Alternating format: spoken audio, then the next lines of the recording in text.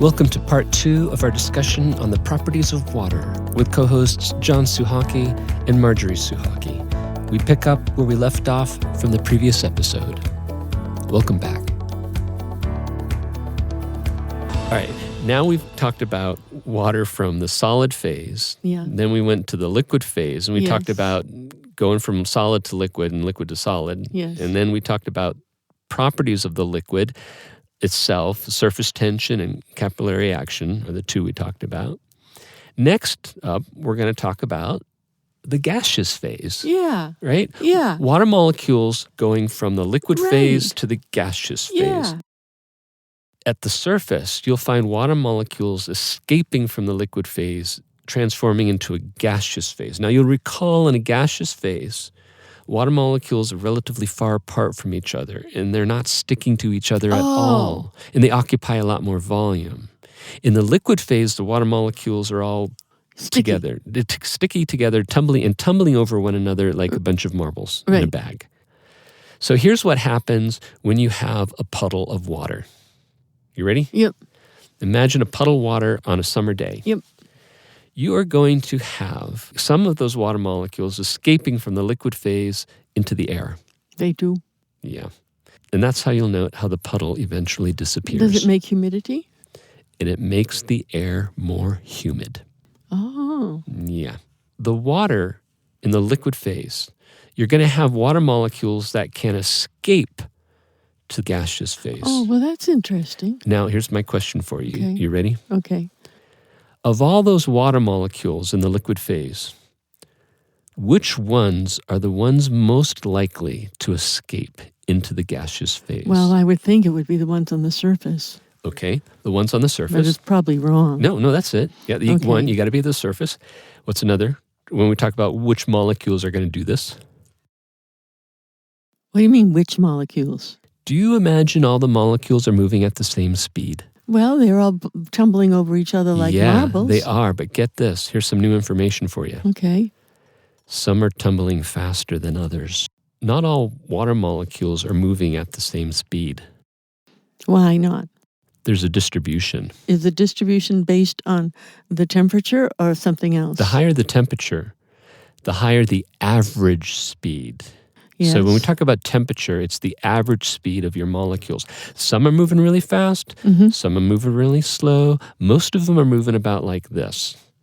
And you have a Gaussian curve distribution. Mm-hmm. Some are moving fast. Some are moving slow. Some are moving just like this. The average is the speed at which most of them are moving. Mm-hmm. You will find within that puddle of water some water molecules that actually are moving way fast. Those were the ones who would escape. You got to be at the surface, and you got to be moving really fast. Yes. Those water molecules are the ones with the greatest tendency to Parade. evaporate. Evaporation is the process of going from a liquid phase to the gaseous phase. How interesting. I didn't know that some of its molecules would be going faster than others. That's interesting. New information. Yeah. All right, so look what you're doing now. During that evaporation process, you are removing all the fast-moving water molecules. Oh, What happens to the average temperature of the liquid that's left behind? I would think it would get... The average speed. Do you remove all the fast-moving ones? Yeah, then you just get the slow ones, but they might begin to move a little faster with the others going. Unless they wouldn't, unless there's a source of energy. Well, there's all that heat coming down from the sun. Well, let's ignore the sun. You just have a puddle of water. Yes. It was a cloudy day. Yes. Because it's humid out, right? And the water molecules are evaporating, going from the liquid phase to the gaseous phase. And we're pointing out which water molecules exactly are the ones to do that. The fast ones, and it leaves the slow ones. And it leaves the slow ones behind. Right. Now, temperature is a measure of the average speed of your molecules. Oh, really? Uh-huh. Well, then what happens gets cooler. to the it's cooler. So that's how it is. Evaporation is a cooling process. Yeah, it is. Mm-hmm. Well, that's funny. And that's like when we sweat. Yeah. The sweat is evaporating from our skin. Mm-hmm. They are the fast-moving molecules that leave us. But Elsa pants. That's the dog. My sister's dog. Same thing, though. The faster moving molecules are the ones that leave, and the average motion of the molecules that remain behind goes down. It's a cooling process. Okay. So the water that's left behind cools down. Yeah. Got that? Right. Now, let's look at it But if it cools down, you have less it shrinks. of it. You have less of it. Don't worry about the density at this point. Oh, okay, because it's lost all those atoms. Molecules. And since it's lost those molecules, there's not as much of it as there was before. Yeah, it's colder, but you also have less of it. Yes. That's true, right? You understand now how it is that the puddle itself cools down. Because you're removing all the fast-moving molecules. Let's look at it from the point of view of the air surrounding that puddle. Oh. When that fast-moving molecule leaves the water... It cools the air. How so? Well, because it's water. It's a water molecule and it enters into the air and it cools it down. Well, here's something perhaps you haven't thought of yet. What? You ready? When that water molecule, that fast-moving water molecule, breaks through the surface, can you envision that those water molecules that are at the surface are kind of like yanking on its leg, saying, hey, don't leave here? Oh, the ones on the surface don't want it to leave? Don't want it to leave. There's surface tension. Yeah, surface tension. That water molecule has to break through that surface tension. That water molecule has to escape the cling of all those remaining water molecules. Well, how can it do that? It requires energy to pull water molecules away from each other. Does it get it from the sun? Remember, it's a fast-moving molecule. Oh, right. But after it leaves the surface, guess what?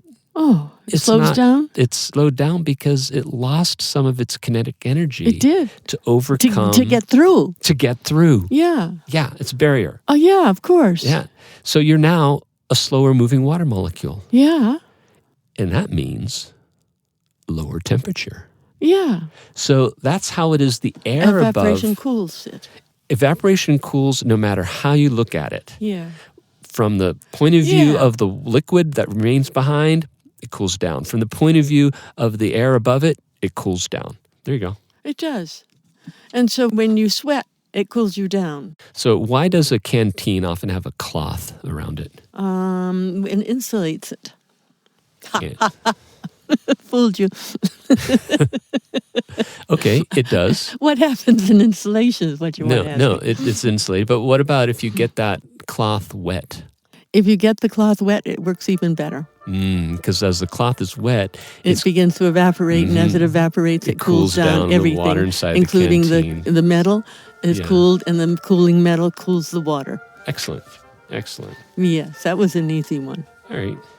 Then next we can move on to boiling. Oh, boiling. Boiling, yeah.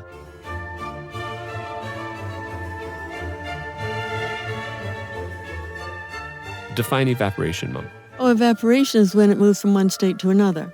What state to what state? With liquid to a gas. Okay, evaporation is when you're going from a liquid to a gas. Yes. Right. And we typically think of evaporation occurring at the surface, do we not? Yes, we do. Yeah, because you have to be at the surface in order to escape into the air. Right. Here's the interesting thing. If you heat the water from underneath with a hot flame, you can get evaporation to occur beneath the surface. Remember, evaporation is going from the liquid to the gas, right? So it moves to a liquid of gas before it gets out of the pan? That's correct. So envision, if you will, a pot of water. I can. Take that pot of water and put it on top of a flame, like a gas stove, right?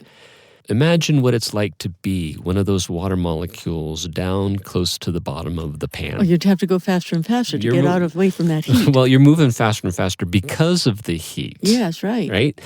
And your neighbors are moving faster and faster. And if that heat is hot enough, you'll be moving so fast that you break apart from your neighbors and you form a gaseous phase. No kidding. And you're still in the water, down at the bottom of the pan. Well, wait a minute. Why will you separate from your neighbors? Because of all that energy. Remember, it takes energy to separate water molecules from one another? Well, look at that flame. You've got a lot of energy So to all do the just molecules that. are separating from one another. In a little area. Well, what's left in between? Nothing. The water molecules are in a gaseous phase down underneath at the bottom of Is that it boiling pan. yet? Well, what happens now is you have a Bubbles. bubble. You have a bubble because you have a gaseous phase, do you not? Yeah. And the gaseous phase occupies more volume, right? Yeah, that's right. And that bubble will form at the bottom of the pan. And it'll go you to might the have top. You might have seen it before. Yeah. And what happens next after that bubble forms? It goes to the top. It rises to the top. So here we've got the flame heating the water from underneath. Yes. A water molecule and another water molecule separate into a gaseous phase underneath at the bottom of the pan of water. Yeah, right. And they form a tiny bubble because they're forming a gaseous phase. Right. Once that bubble forms, buoyant forces take over and it rises to the top. And bursts. And bursts into the atmosphere. That's right. So what you have here is evaporation occurring at the bottom of the pan. At the bottom of the pan. Better Isn't to that say fascinating? evaporation occurring beneath the surface. Who knew? And when that evaporation occurs beneath the surface, you form a bubble. And that bubble rises to the top. That's what boiling is. And we call it boiling. Isn't that amazing? There you go. I never knew that before. Let's talk about that bubble now, shall we? Yes. In order for that bubble to form, Yeah. it has to have enough pressure, internal pressure, for it to form. You add a lot of heat, you're getting your water molecules moving really fast, and they're going to punch their way into a bubble here. But you also have the weight of all the water above it, Oh, my goodness. trying to push that bubble back in. Right. And in fact, that's why the bubble won't form at lower temperatures. But wait a minute. It has a buoyancy about it that overcomes once that. it forms. Once it forms, absolutely. Oh, okay. But at lower temperatures, the pressure, the water pressure, any bubble that forms just squishes back in. Oh, I know, but what you can see when you're boiling something is first it begins to, bubbles form around the edges of the pan. Where it's hottest. And the bubble will only form when it's able to push against the pressure of the water above it. You know, the deeper you go in a swimming pool, the greater the pressure you feel. It's because of the weight of the water all above you. Have you ever dived to the bottom of a 12-foot swimming pool? When do you think is the last time I did? You're talking to your mother. Well, the pressure of the water, that's from the weight of the water, is pushing against your eardrums, and that hurts. So the deeper you are, the greater the pressure. Now, come on, you got a pot of water. That bubble is underneath the water. That water has weight. The weight of that water is going to compress that bubble out of existence. Why doesn't it compress it? It does. And that's why you won't form a bubble at anywhere below 100 degrees Celsius or 212 degrees Fahrenheit. Pick a temperature, any temperature. 80 degrees. 80 degrees Celsius. Okay, 80 degrees Celsius. You notice. You still have heat coming up. Yep. And a bubble might want to form, but there's not enough heat to allow the bubble to fight against the pressure of the liquid water. Right. You're going to have to raise it to 212 degrees Fahrenheit, 100 degrees Celsius. Wait a minute. And at that point, okay. There is enough thermal energy for the bubble to form. All right. We call that the boiling point, the boiling temperature. Okay. The temperature at which a bubble can form against the pressure. Good. So evaporation is when you go from a liquid to gaseous phase. And that's what happens. All that's special about boiling is... It happens faster. No, it happens beneath the surface. Beneath the surface, that's right. Yeah. So the pressure pushes the bubble inward. In order for that bubble to form, it has to fight against the pressure of the water above it, but not just the water above it. There's the air pressure above the water itself. Yes, that's right. It's the pressure exerted by the water plus the pressure of the atmosphere. That's an awful lot of pressure against it. So the air pressure is important as well, which explains when you go up to higher elevations where there's less air pressure. Oh, yeah. That makes it easier for the bubbles to form. Oh, that's right, it does. You'll find that bubbles can form at a high altitude at a temperature much lower than, say, 100 degrees Celsius. Oh, of course. Yeah. So say you're at 5,000 feet. I'll try 8,000. 8,000 feet. The boiling temperature is going to be less, Ooh. like maybe 95 degrees Celsius. You'd really have to watch that pot. Yeah, well, okay, so let's say in Denver, Yes. the boiling temperature might register 95 degrees. Wow. Whereas at sea level, where there's more air pressure, the boiling point would be 100 degrees. Mm-hmm. They're both boiling, but guess which is cooler? The 95-degree boiling water or the 100-degree boiling water? The 95. Oh, wait a minute. They're the same. No, 95 degrees, I grant you, is cooler than 100 degrees. Yeah. So it's cooler. But it it's boils boiling. at a cooler temperature. Okay. Yeah, go to the Mount Everest and you'll find the water will boil at 67 degrees Celsius. Sure. Yeah, at lower temperature. Okay. So say in Denver, though, it boils at 95 degrees. Do you understand now how it is that it takes longer to cook an egg? Oh. In one case, at sea level, you're cooking it at 100 degrees. Yeah. In Denver, you're cooking it at 95 degrees. They're both boiling, but one's cooler. In Denver, it's boiling at 95. It's boiling at 95 degrees. Well, that's because it doesn't have as much air pressure on it. That's right. So that's why it takes longer to cook an egg Yeah. at higher elevations. Yeah. You could do the reverse, but use what they call a pressure cooker, where you seal the top Yes. and the pressure builds up. And as the pressure accumulates inside, that makes it all the harder for those bubbles to form now, doesn't it? They cook it faster because it's hotter. Yep. It's not the boiling that cooks, it's the heat that cooks. So in a pressure cooker, the bubbling won't happen until you get to like 120 degrees Celsius. That means it's a hotter temperature. The food will cook faster in a pressure cooker. Yeah. Because the boiling temperature is now higher. How about that? One more thing. Isn't it interesting that as water boils, the temperature never rises beyond the boiling point? Yeah. I mean, think about it. You're adding tons of heat, yet the temperature doesn't rise. It remains constant. How so? Remember how evaporation is a cooling process? Mm-hmm. Yeah, that includes boiling. Boiling, because it's a form of evaporation, is a cooling process.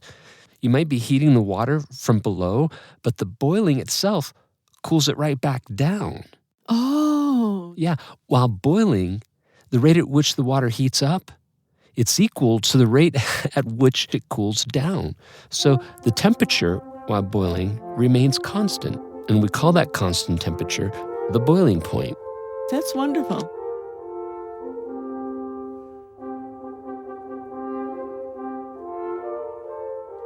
All right, in the next section, we're going to be talking about the specific heat of water. So when we talk about... Tracy, hi. Hey guys, how's it going? Come on in. I heard Marjorie's here. Yeah, yep. Hi, Tracy. It's so good to see you. Come on in. Oh, nice to see you, Marjorie. Join us in this conversation about water. What are you guys working on? We got up to specific heat. Are you in the middle or just No, starting? we're just starting in specific heat. Good timing. Okay. Okay, perfect. you ready? Yeah. All right, so we should make sure we all understand temperature first, okay? So Yes. temperature, you'll recall, is a measure of how fast the molecules are moving.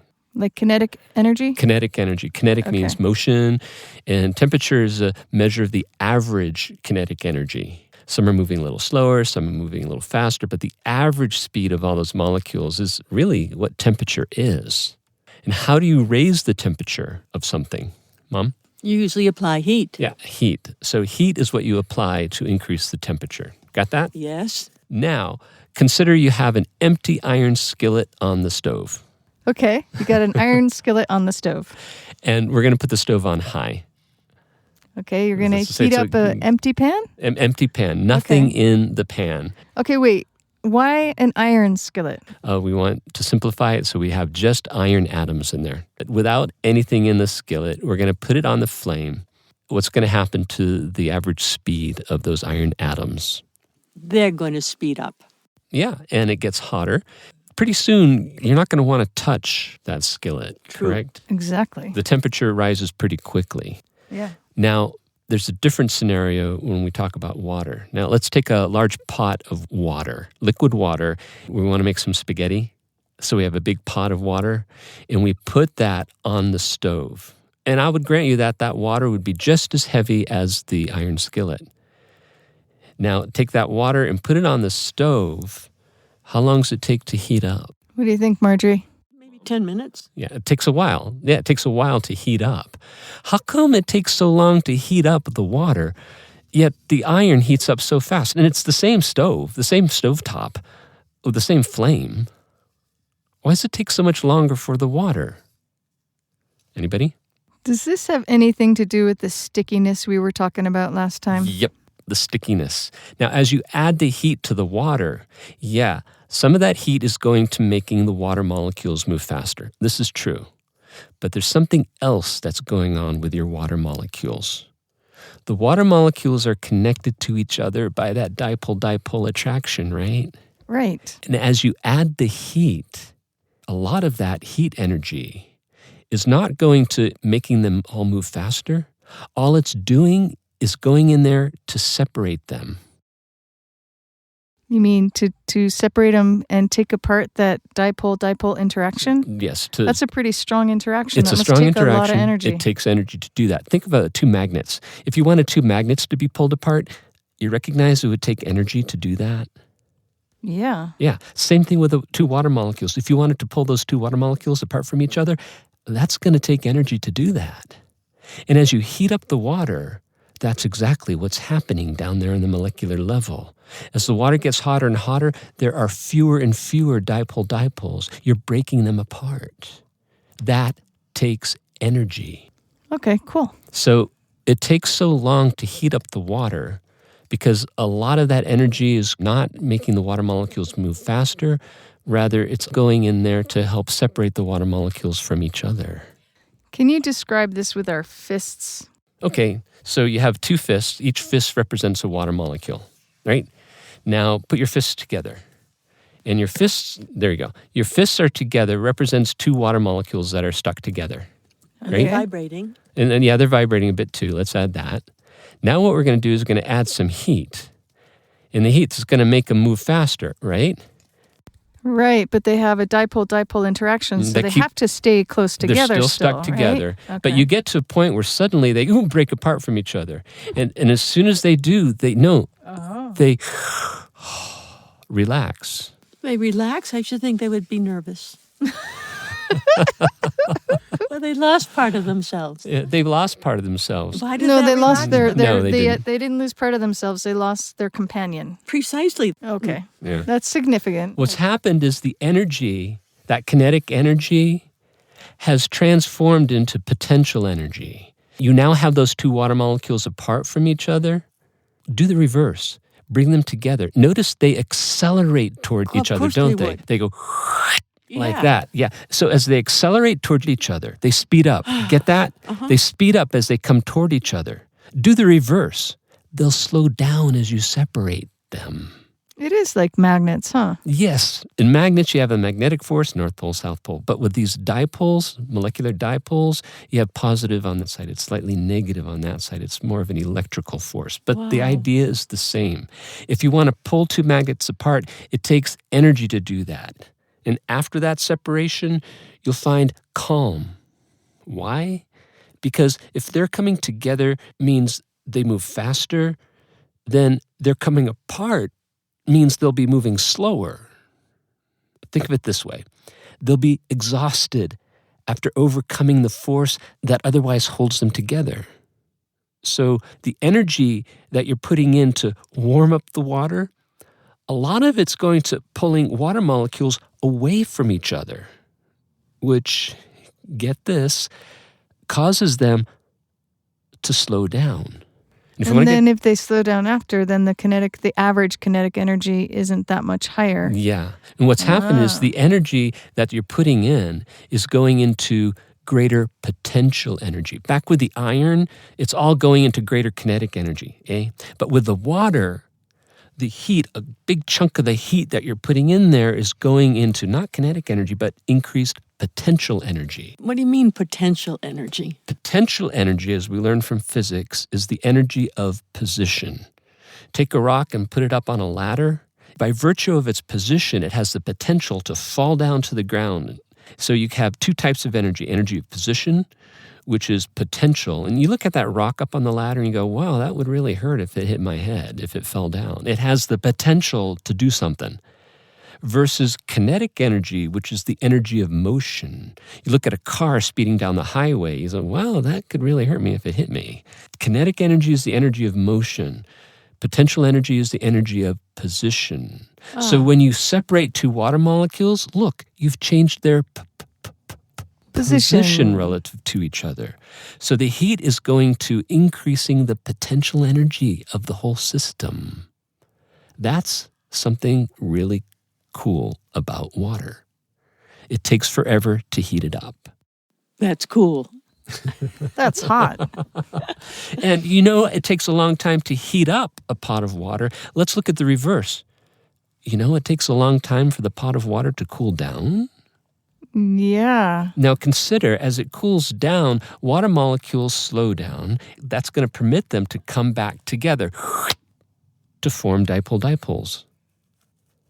And as they come back together to form dipole-dipoles, they release energy. Remember, the forming of a bond releases energy. Like two magnets coming together, when the two little magnetic marbles, they come together, they'll accelerate toward one another, increasing their speed. And once they hit, they'll start spinning around really fast. You will see with two magnetic marbles that as they roll together, suddenly they're moving a lot faster. Why? Because they're accelerating. Why are they accelerating towards each other? Because there's a force, a magnetic force. In this case, we're talking about an electrical force of attraction. As two water molecules accelerate toward one another, they start moving faster. Hey, that's kinetic energy. So as the water cools down, it releases heat. What? As it cools down, more bonds are formed, heat is released. So it heats itself back. It warms itself again. back up. Yeah, as it cools down, it warms itself back up. And you have to wait for that heat to dissipate out into the environment. And then it cools down a little bit more, and then you have more dipole-dipoles form, and it heats itself up again. When it dissipates to the environment, is that when it becomes to some extent a gas? No. That's just the heat radiating outward into the environment. You have to have that heat removed from the system. Understand, as soon as those water molecules come back together upon cooling down, they heat themselves back up. And Which means that the kinetic energy increases, the Yeah. average kinetic energy And increases. if that heat is not extracted, it's never going to cool down. And that's what happens inside a thermos. Oh. Yeah, because you've cut off the means of extracting that heat, and so it just stays what it is. How about that? Yeah. So it goes from potential energy back to kinetic energy. As it cools back down and heating itself back up effectively.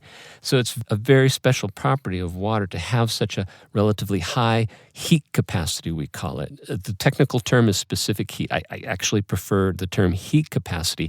It's like a sponge. Water is like a heat sponge. It can soak up heat very, very well. And it can hold on to that heat very, very well, which is why you have a water bottle with you at night. You know, hot water bottle to help keep you warm. And that can last like through the night. Yeah, and there's very interesting environmental application of this having to do with our oceans.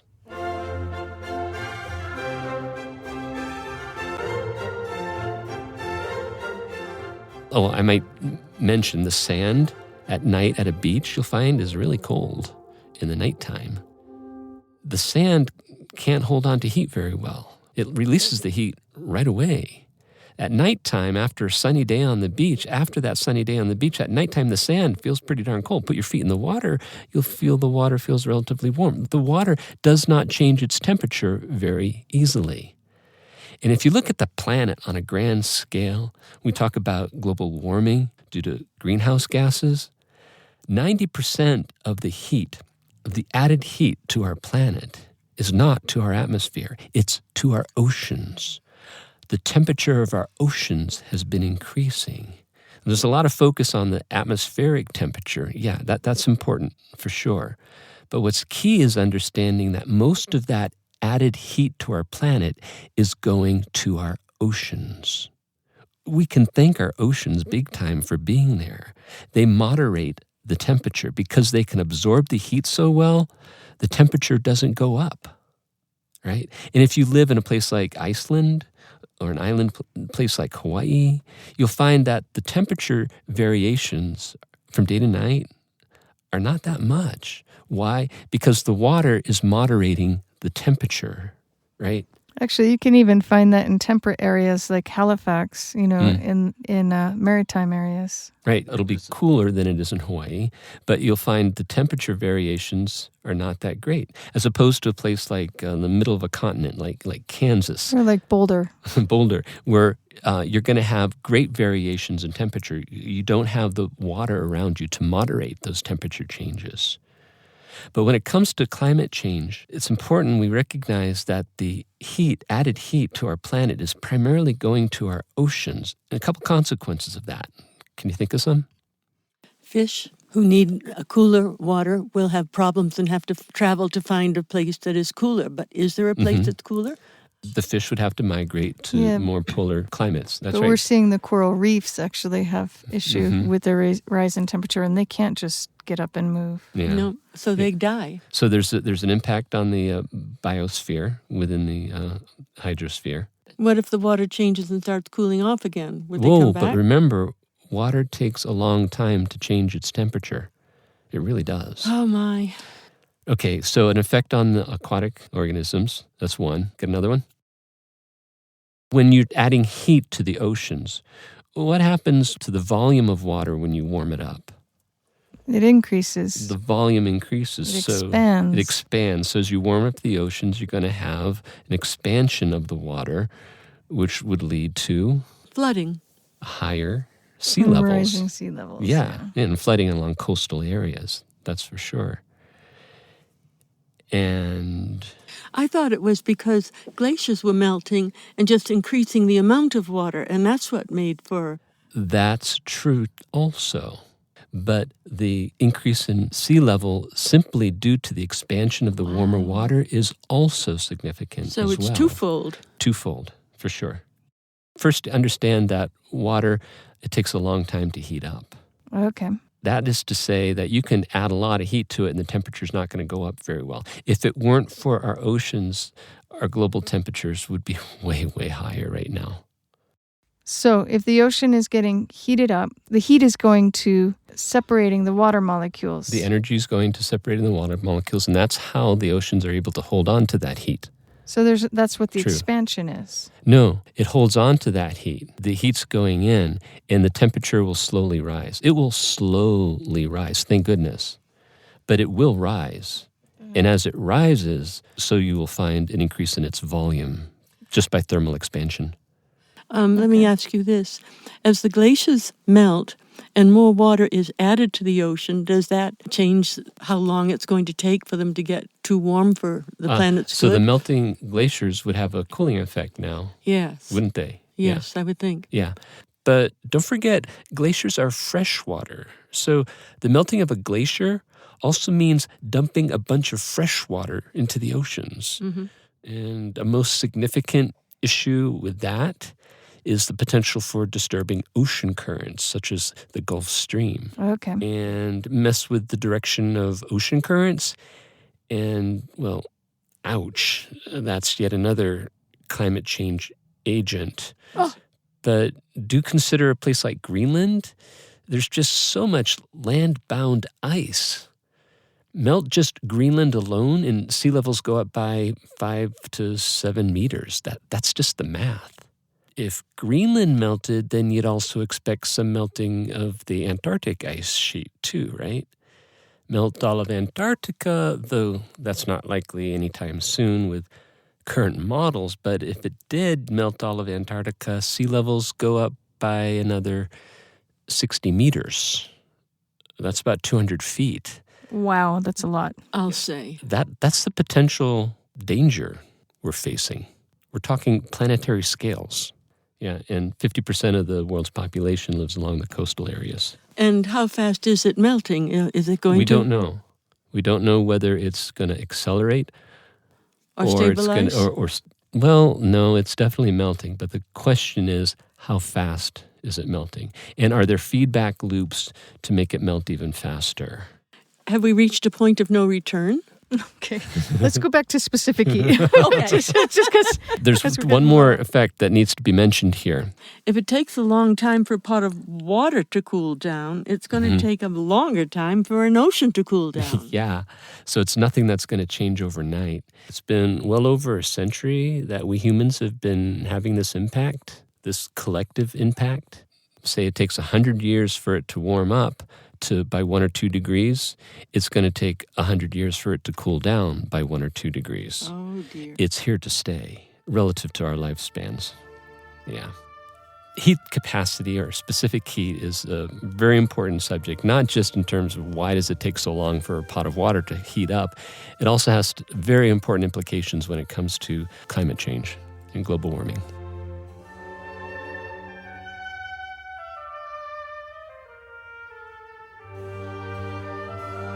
So you talk about the specific heat of water. Do you talk about specific heat of other substances? Water has a specific heat of, let's look at this table, 4.184 joules per gram per degree Celsius. It's relatively high. Ammonia... Wait. I think you need to describe what these numbers are. How many joules does it take to heat up 1 gram of water by 1 degree Celsius? That is the measure of specific heat. There you go. So for water, it's 4.184 joules are required to heat up 1 gram by 1 degree Celsius. That's what that means. What's a joule? Mom, you were asking earlier. It's about the amount of energy that's released when you light a match and then blow it out. Oh. That's a lot of energy. So for liquid water, it has a heat capacity of 4.184. Check this out. The heat capacity of ice is 2.0. It's half. Why would that be? Okay, wait, let's think about this. Why can do this. Why is the heat capacity of ice half that of liquid water? It's still H2O, huh? Right, but let's see. Ice is expanded, so there's more space between it. Are you breaking dipole-dipole bonds when you go from minus 50 to minus 40? Minus 50 is ice, minus 40 is ice. It's still ice. It's below zero. So as you go from minus 50 degrees Celsius and you want to bring it to minus 40 degrees Celsius, what do you have to do? Add heat. Add heat, that's right. But notice that heat is not needing to break any dipole-dipole bonds. Oh, so you don't have to add that much heat. That's correct. Oh, so it takes less joules per gram to heat that ice up by 1 degree Celsius. Because it's all that is all that is going to making the molecules vibrate faster. You're not having to break the dipole-dipoles. So that is, with the liquid water, it's really an interesting and unique situation that we've got. And thank goodness, I mean, otherwise our planet would not be habitable.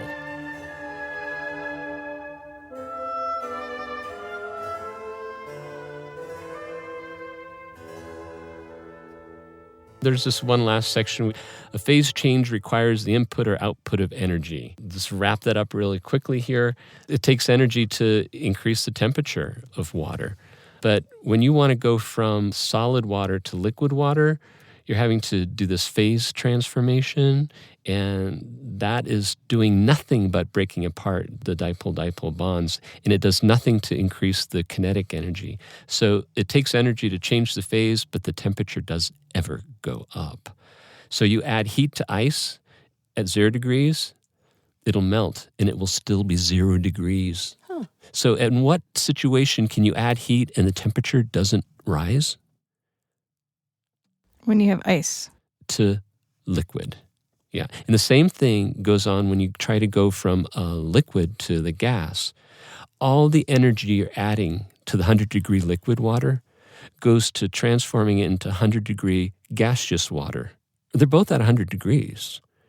But it's going to cost you like 2,000 joules. Where's that number it's right here? Yeah, 2,259 joules to transform it from a liquid to a gas. Where's that energy going? Those 2,259 joules. What's it doing? It's pulling apart the water molecules 100% from each other. Oh, complete separation, a complete separation of the water molecules.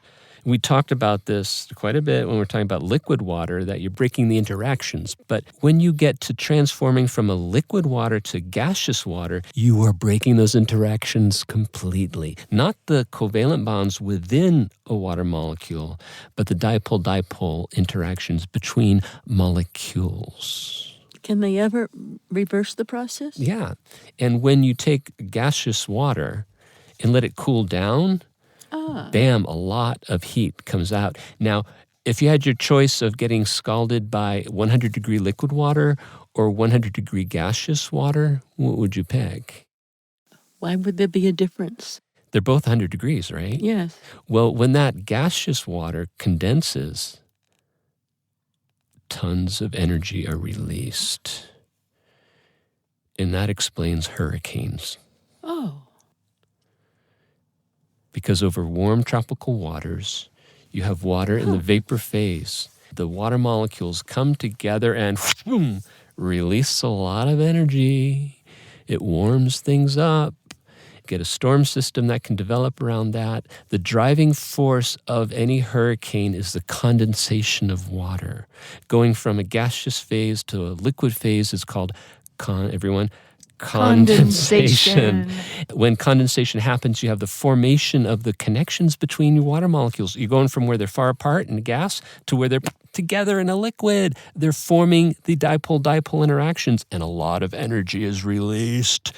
Yeah, so if you're exposed to 100-degree gaseous water, it's going to condense upon you and release a lot of energy. Steam burns are way more dangerous than hot water burns. Ooh. Hey, so we have some practical applications here. Watch out when you're ironing your clothes. Any other questions? Wow, and thank you, listeners, for joining us and going through this exciting chapter on water, the macroscopic properties of water arisen from its molecular properties. Sounds good. Good chemistry to you.